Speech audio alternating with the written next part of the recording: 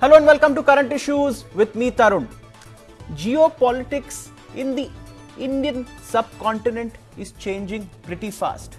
China, though faces the threat of terrorism, as happens in Xinjiang province there in their own country, still refuses to cooperate with India on the issue of Masood Azhar when the Indian side moved with a proposal to designate him as a terrorist.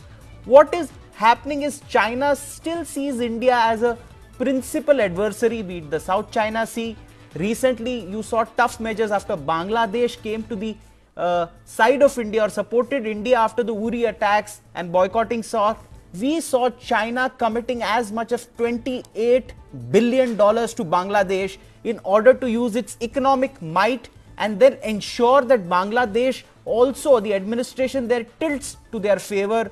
It's public knowledge that the CPAC or the China-Pakistan Economic Corridor has committed as much as $48 billion to Pakistan, in effect preventing Pakistan to raise any questions of the atrocities happening on Muslims in Xinjiang province. So how is the geopolitics of the Indian subcontinent progressing when China actually shuts its eye, blanks it out, refuses to see reason when India is facing terrorism? We'll discuss all this and more today, and we've got BJP spokesperson Gopal Krishna Agarwal joining us. Incidentally, Mr. Agarwal has just come back from a trip to Beijing and other Chinese cities. We've also have Ambassador Ashok Sajanar with us in the studio. He's recently been to Central Asia and is an expert on Central Asia, China and also the Indian subcontinent. We'll also have Ved Pradap Vaidik joining us shortly from Gurgaon, and Dr. Ravni Thakur, Professor, Department of East Asian Studies, Delhi University, also joins us today. So let me start with the opening comment. Ambassador Sajanar, what would be your opening comment on this issue? Well, if we are speaking about how terrorism is reflected in the final document that emerged from the BRICS meeting on 15-16 and the BRICS BIMSTEC summit outreach, then I think the focus on terrorism throughout the 2 days was significant, was considerable. The Prime Minister, whenever he spoke, at whatever fora he spoke, whether it was in the restricted session or it was in the plenary session or it was his own statement at the end of the BRICS summit and also at the meeting of the outreach summit, focus was on terrorism, and of course he made very many points, coining some very interesting formulations, like in the United Nations we had coined the expression the Ivy League of terrorism, being stationed in Pakistan. Here he used the expression the mothership of terrorism. Pakistan is the mothership of terrorism, and also its favorite child is terrorism, and it is radiating darkness all over. So of course the focus was there very much, but if you look at the final declaration in terms of the 109 paragraphs in the final declaration, there are about 5 or 6 paragraphs on terrorism, and some of them are very, very strong. There are some very pointed and focused references to Indian, to issues that would have been raised by India, particularly in terms of not using territories, not using the land of different countries by the terrorists. There is also, of course, reference to the Comprehensive Convention on International Terrorism, that it should be adopted without delay and that all countries have agreed to that. Okay, so I take that as your opening comment. I'm going across to Gopal Krishna Agarwal, spokesperson of the BJP, for his opening comment on today's discussion. I think with our relations with China and the BRICS is more with regard to economic cooperations, with the new development bank being established and this BRICS countries almost covering around very large economic GDP of the countries. So BRICS is more about economics, but still we have been, our Prime Minister Modi has been very emphatically been able to put across that terror, without terrorism, economic development in isolation cannot take place. And the process through which we are trying to isolate Pakistan has moved ahead with around 38 times in this declaration the word terrorism has been mentioned. And even with regard to the sideline of BIMSTEC also, terrorism was very well discussed and put across. So I think in multilateral relations, when you are trying to put across your point of view, each country has its own focus and tries to bring across to that thought by other countries. So we have been successful in moving towards that. Terrorism is an important aspect for India, but even economic growth, economic development, economic cooperation in itself is also important. So I think we have been able to move ahead on both these things, and our relations with China alone will depend more upon economic considerations. If we want to develop our relations with China more, both countries have a large economic interest in each other's economies. Okay, Mr. Agarwal, I'm taking that point from you. Economic consideration is important, but I'm going across to Professor Avni Thakur for her opening comment. And Professor Thakur, I would also like to ask you, when China refuses to see reason in India's contentions on Masood Azhar, when we see that it's using its economic might to fund $28 billion to Bangladesh, roughly $48 billion to Pakistan, it's trying to encircle India and still sees India as an adversary. How do you think is this relationship poised to grow when they are assertive on what they need and they are assertive on their stand? How do you look at all this, say, comprehensively? I think that's a very, very good question, and it brings us back to what you opened the debate with. Exactly how can we understand China's position vis-a-vis terrorism, vis-a-vis what are core and strategic Indian interests? Now here I think there are two aspects that come into consideration. The first, of course, is China's own relationship with Pakistan, and I think on the terrorism issue, their refusal to dub Azhar as a terrorist or even allow the Security Council to pass that as a comprehensive resolution, I think very much proves the point of their eternal friendship with Pakistan, as they say, sort of deeper than the ocean and higher than the sky. So I think that is one point. The other point that we don't seem to be bringing in where India is concerned is that despite the phenomenal agreements, the 13 agreements I believe that we signed with Russia during the BRICS summit, and and focus on the bilateral ties that we carried out during this summit with Russia, we have to factor in the fact that the Russia-China relationship today is also transforming and becoming much closer. Let's not forget that Russia, despite Indian objections, carried out military exercises with the Pakistanis. So Russia may be on board Professor Thakur, where terrorism is concerned. I take your comment that Russia and China may be appearing to come closer, but given as it is, we are also given to understand that Russia is actually quite wary of China because it sees that China's geopolitical ambitions may in future may want it to expand even into Russian territory, is what is touted and said by many articles and many think tanks. That remains. That is a bit speculative. That is a bit speculative actually, because we have to really look at what is happening on the ground. And right now, even the personal chemistry between President Putin and President Xi Jinping has been acknowledged. Okay, I take your point. I'm going across to Dr. Vaidik. Dr. Vaidik, you have been to Pakistan very early into when this government came to power. Do you think China accords or gives legitimacy to these elements in Pakistan by refusing to agree to the fact that these people are terrorists and carrying out terror activity and an exporter of terrorism?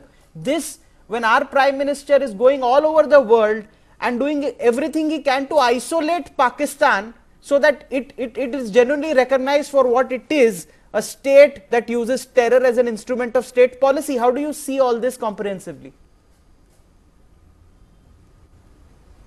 You see, China's diplomacy on the question of terrorism is nothing but diplomatic notanki. The way China formulates its reaction to the terrorism in South Asia is very complex. They say they oppose all kinds of terrorism, but they say terrorism should not be used for political purposes. What does it mean? They are, you see, not supporting Pakistan, obviously, but indirectly they are criticizing India, that India is using its surgical strike in a political manner. One doesn't know what China really wants. You know, China wants to expand its trade and economic relations with the neighboring countries, especially the countries around India, the SAARC countries.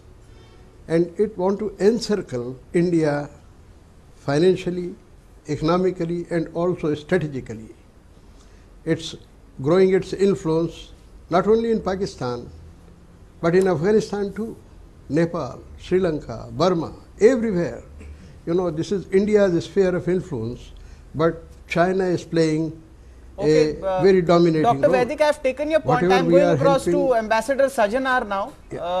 There is a very famous Chinese saying. Please. The Chinese saying is, I talk so that my neighbors can hear. Ambassador Sajanar, is China playing to that very same saying? You know, let me put it this way, that some of the statements that have been made, some of them I concur with, some of them I don't agree to. Because China is extremely heavily invested in Pakistan. And I don't mean it only in an economic sense. I mean it in a strategic sense. They are very heavily invested, and I think this has been growing over the last 1.5 to 2 years. And I think we will be deceiving ourselves if we don't recognize it and we don't realize it. I think at the summit that also became very clear when Xi Jinping in his plenary session, he made the statement that there should be symptoms and core issues, core reasons, and also that political solutions should be found to hotspots. You know, we can speak about it. But the fact that they have been putting a hold, so-called technical hold on Azhar Masood in the United Nations is because, you know, as you mentioned yourself, they have gone into Pakistan, invested $46 billion in the China-Pakistan economic corridor. And earlier it was more of a transactional relationship, basically to keep India under check and to have a proxy in Pakistan by which they could try to control India, so to say. But now I think the relationship has gone much beyond that, and that is what we have seen when the Prime Minister uses words that selectively targeting terrorists will not only be futile but also counterproductive. We know who he is referring to. And also when in China at the G20 summit he said that terrorism should not be viewed through the prism of politics. Also because it is the very strong relationship with Pakistan that has forced China to stand in the way even of this, and also I guess the fact that cross-border terrorism was not mentioned in the joint statement. I will now ask you two specific questions on which I would after you like each of the panelists on this program to answer. This is a two-part question. The first part is Russia's growing proximity to Pakistan. Putin, for whatever it means, couldn't have and wouldn't have done the joint exercise or the joint military exercise without intending to give a message to India. Even though it was a highly watered down exercise after the Uri attack, it still did happen. It wasn't called off.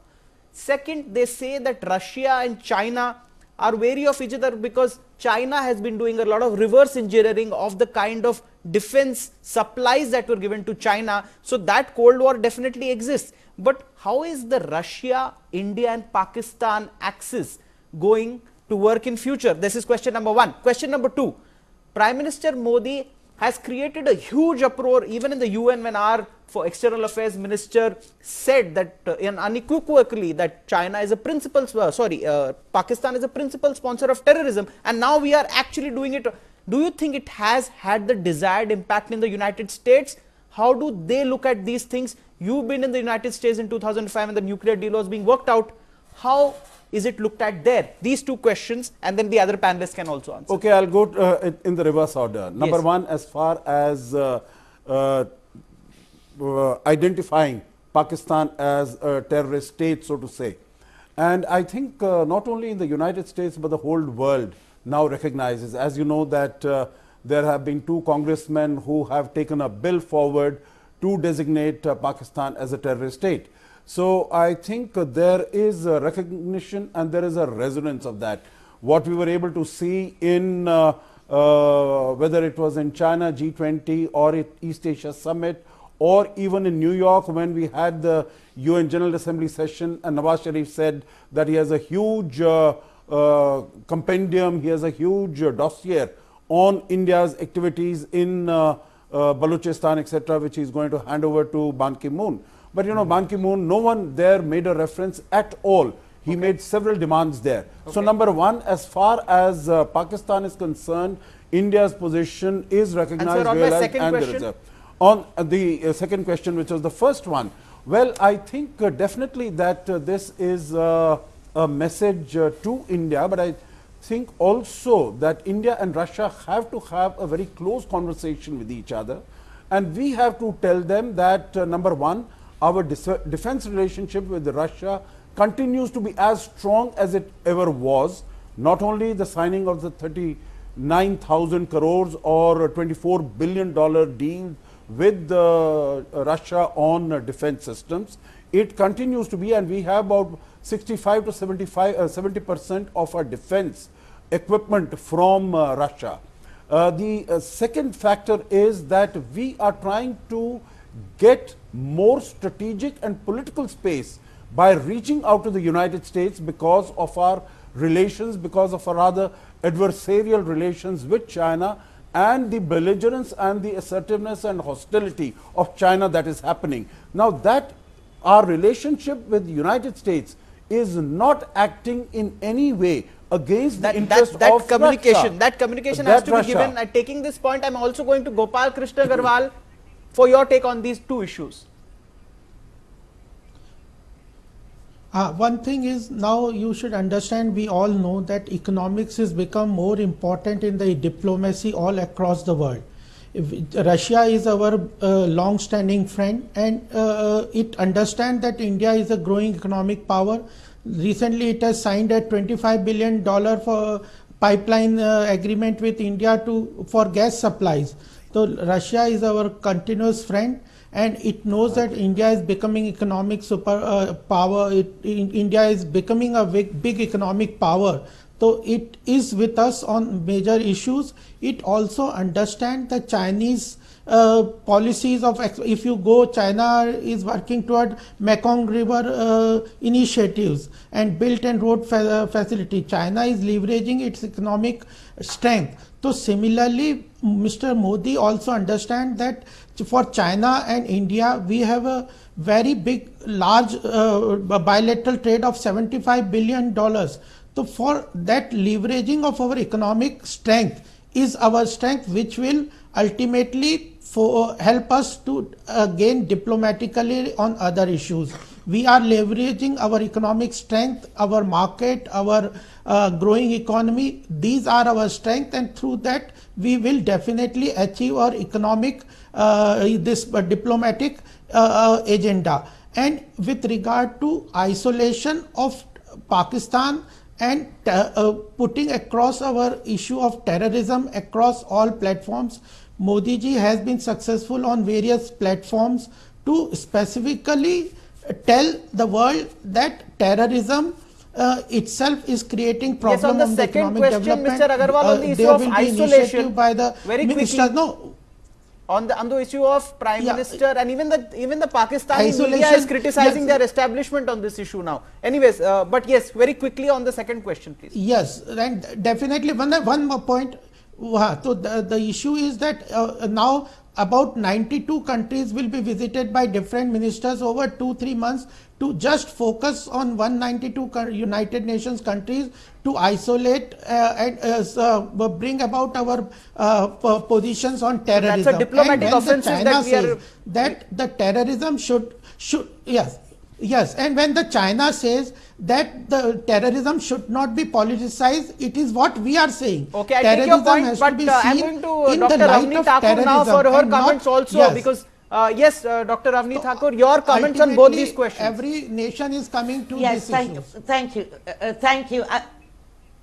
Yes, please. Thank you. And you know, I'm not going to comment on your second question, which is the isolation of Pakistan and its identification as a terrorist state. I think the ambassador very ably brought out already the gains that India's diplomatic and other efforts have made in this regard. I would like to come back to that first question, the Russian-Pakistan relationship and the implications for that where India is concerned. Now again, I would like to second the ambassador and my good friend from the BJP. Certainly Russia is an old bilateral relationship of India's, and I think even during the BRICS summit, by highlighting that relationship, we have reinforced to President Putin that India values this relationship. However, I think the very fact that Russia thought it was important to carry out an exercise with Pakistan shows once again its growing proximity, if not necessarily out of desire, but out of necessity with China. And this, I think, is Chinese pressure that has brought Russia to explore a slightly more advanced and nuanced relationship with Pakistan. It is also Russia's own isolation within the international stage, whether it be it over Syria or over its annexation of Crimea, that has also pushed Russia in this direction. I would agree with you that within Russia, and I've visited Moscow University and had great discussions there with its foreign policy specialists, there is definitely a certain wariness, because like India, Russia too would like to balance Professor Thakur, I take that China, point from there. There is a certain wariness, and I'll also come back to you. Dr. Ved Pratap Vedic, your comments on these two issues, and also China's wariness or China's stance of not reacting to terror in Pakistan. This third question, please speak on all these three issues. You see, first of all, as far as Russia's relations with India are concerned, we must know the reality of international politics. For our sake, why Russia should not sell weapons to Pakistan or any other country, even to Iran? Russia has been trying to cultivate Pakistan since the days of General Ziaul-Haq. The Russian Deputy Foreign Minister once visited Pakistan and offered them several, you see, diplomatic and strategic facilities. But you see, now they are selling helicopters and planes to Pakistan. And Russia is so vocal in our favor in India, I believe, because of our big deals with them. And Russia has also promised to, accelerate its investment in India. And you see, when Russia has so relationship with America, and we are very close to America during the last 10 years, why Russia should not go Dr. Vedic, closure to Pakistan? Since we are inching towards to closing Russia time, please give us your final comments on this issue. You see, I believe our relationship with Russia is being stronger, and in this BRICS conference, I think we, in fact, I would say, went a little further with as far as our relationship with Russia is concerned. And I believe China is standing where it was. China has not budged a bit. Okay. Despite all our pressure. I take your point as a closing. China has not budged a bit. I'll get in Ashok Sajanar for the closing comments very quickly. Yeah. You want me to come in? Yes, Ambassador Okay. Sajanar. Yes. Okay. Number one, as far as relations with Russia are concerned, For the last some years, they have been languishing, but I think the meeting yesterday and the agreement, 16 agreements that have been signed, I think they have given a decided push. If we look at defense, if we look at nuclear energy, if we look at oil and gas, energy area, our relations are excellent. I think the only two areas where things are wanting, number one is bilateral trade, which is again at a very low level. If we are strategic partners, special and privileged strategic partnership, then $7 billion doesn't do credit to that. The second point that I would like to make is that as far as Russia is concerned, whatever difficulties, problems it has had with the United States and the West, whether it is Ukraine, whether it is Crimea, whether it was Georgia, we have totally been understanding of it. But the last point possibly that I could make is that as far as Russia-China relationship is concerned, right now Russia is like a junior partner. But I don't think Russia will enjoy being in that position. So going forward, that's a telling comment, but totally out of time as my team tells me. Gopal Krishna Agarwal, in 30 seconds, your final comments. I think economics has become the most important driving force in diplomacy, and India is considered to be a very strong growing economy.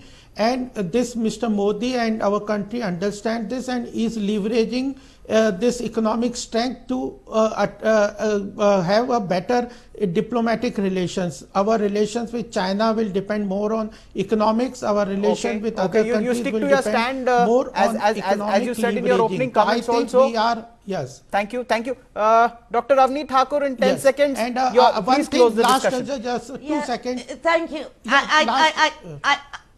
I'd like to say that, you know, our trade deficit with China is $52 billion. That's an important point. So I don't really see where India is actually leveraging its strength. So I'd like to end with that. Okay, thank you. Thank you, ladies and gentlemen, for joining us in this interesting discussion today. So as we see it, China continues to use this economic might and to try and isolate India or to influence other countries. This is a pattern. You see it in South Africa, where it's engaging with rulers of those countries, be it its engagement with Pakistan, with Bangladesh, and so on and so forth. We'll continue to keep track of this issue on News World India. Thank you so much for joining us on this discussion today.